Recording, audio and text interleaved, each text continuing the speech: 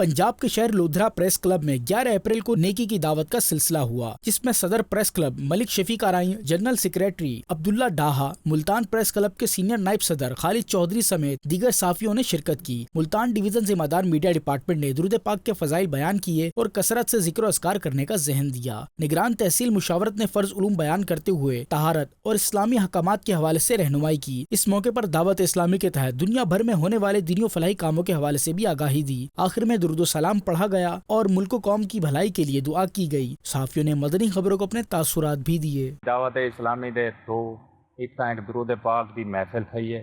दावत इस्लामी दे मुबल्लिग इतना के आइन असा उन्हें को खुश आमदीद की है और इंशाअल्लाह ये प्रोग्राम हर महीने जारी सारी राशि प्रेस क्लब लोधरा इन्हों का ज़रूर साथ दे। दावत इस्लामी के तावन से, मदनी चैनल के तावन से हमने यहाँ पे दुरूद पाक का जो महफिल का यहाँ पे तमाम किया है।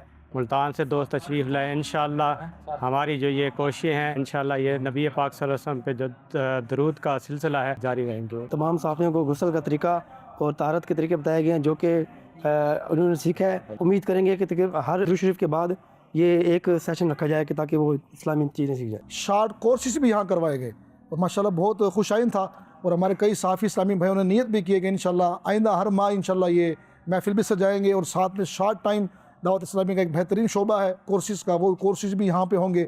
इंशाल्लाह इस कोर्सेज़ के ज़रिए से दावत इस्लामी का मज़ीद दीनी काम यहाँ बढ़ेगा और फ़राइज़ उलूम सीखने का बेहतरीन हम सबको मौका मिलेगा।